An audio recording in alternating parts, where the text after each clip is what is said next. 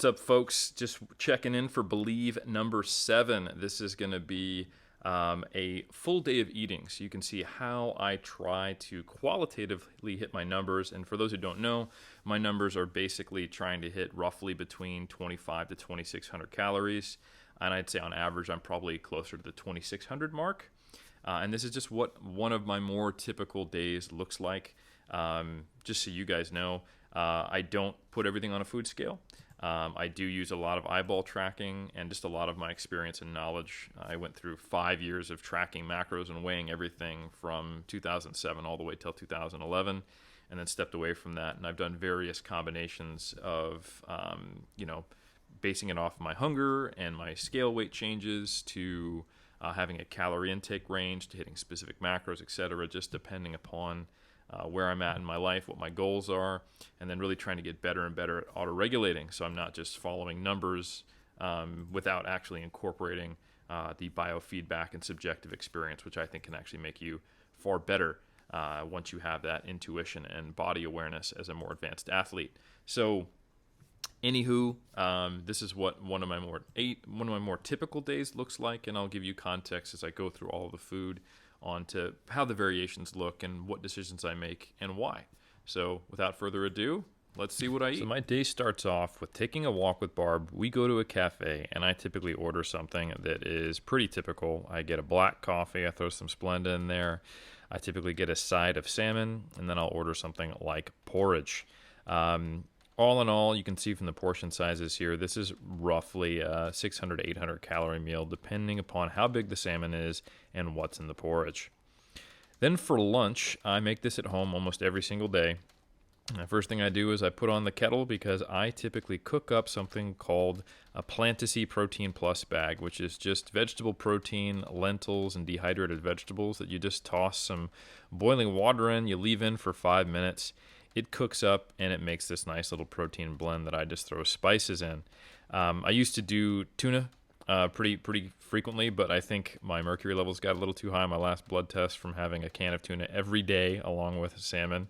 But anyway, so now I've replaced that with a plant protein. It's about 200, 250 calories depending upon the flavoring, and I have it with 2 pieces of fruit typically, as well as a carrot. So really easy to make meal, and as I'm getting out the other components, along with my Nothing Naughty protein bar, which I really like, I just let this sucker cook up. It's sitting there with the boiling water inside of it as I'm eating these other small items, drinking my Pepsi Max, etc. So again, really easy to use. Once you boil a kettle, you get some boiling water. All you have to do is just dump it into a microwave safe bowl. My goodness, I can't speak English. And then you just leave it covered for 5 minutes. So I just make it the last thing I eat from my lunch so that it's nice and cooked up by the end of it. And that's really why I like this. It's a healthy, easy meal. It's full of fruit and vegetables. It's got a good balance of it's mostly carbs and protein, this meal. And my fats are a little higher in my first meal, so it kind of makes up for that. Keeps me in a good macro split. I throw some hot sauce in there, and we're off to the races. It's really super easy.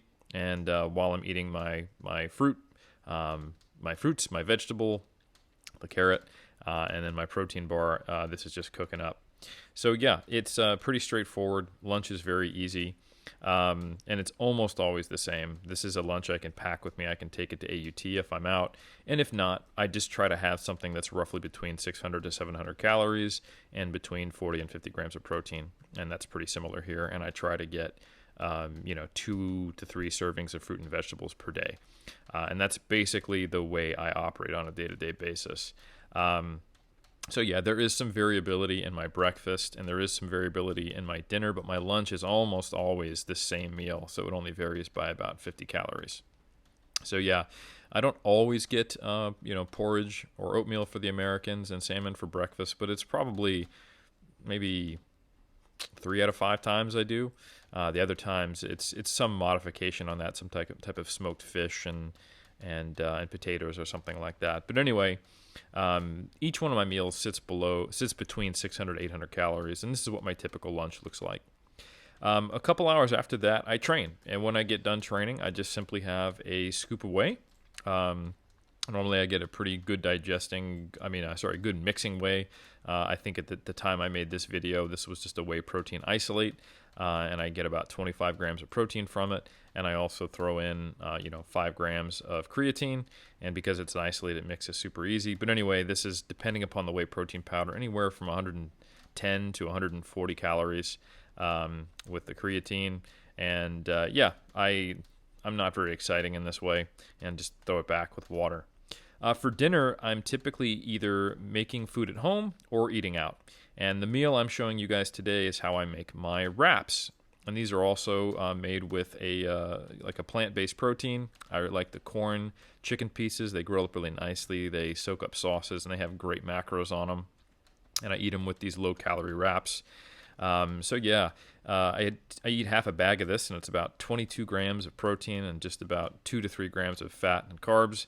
And I eat it with a bunch of chopped up, cut up vegetables. Some are cold, some are cooked, and I put them in these wraps, and we grill them up, and we have them. I have 2, and it typically puts me between 600 to 800 calories, probably more like 500 to 700 calories depending upon the ingredients.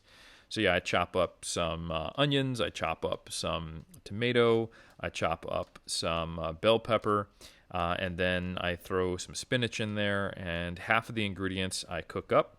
You can see here, I just throw a little bit of olive oil in a pan, just enough to coat it, and then I just simply wipe it in there. This is a nice, I wouldn't say it's a trick, but it's an easy way just to only use the amount of olive oil you need to get the cooking done.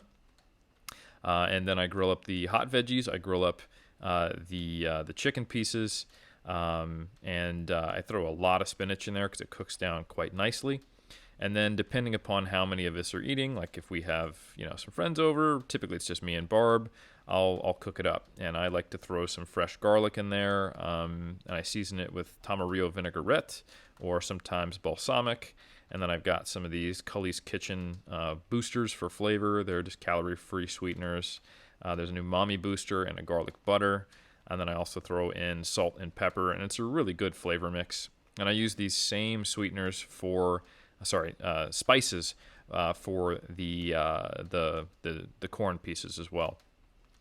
And while this is all cooking up and the spinach is wilting down, I throw the quote-unquote cold ingredients onto the actual wraps, and that's just some spices. I really love heat. So they're pretty low calorie altogether, but I also throw in some plain unsweetened yogurt, which I kind of like as like a sour cream sort of fit. But this is a very high protein, low carb, low fat, option. And I also throw in these plant-based toppers, which again are almost purely protein, very low fat, very low carbs, and they kind of taste like bacon bits. And when you put all the cold ingredients on there, it looks a little something like this. And while I'm doing all that, guess what? The vegetables that I'm cooking up have grilled down, and I just evenly divide, the peppers, the onion, and the spinach and the seasoning between each one of these wraps. And then the final piece of the ingredient list for the dinner is, of course, the corn pieces. So, I get those going. You flip them. I wait till they are cooked all the way through because they come from frozen. And then while they're cooking, what I do is I put one Laughing Cow, which are a nice low-fat, very low-calorie option, split between 2 wraps. And I just kind of smear those onto there, and they really help hold the wrap together, especially when I pack them as thick as I do. So, yeah, these are, relatively low-calorie dinner options, and that's because I like to eat more at breakfast and more at lunch.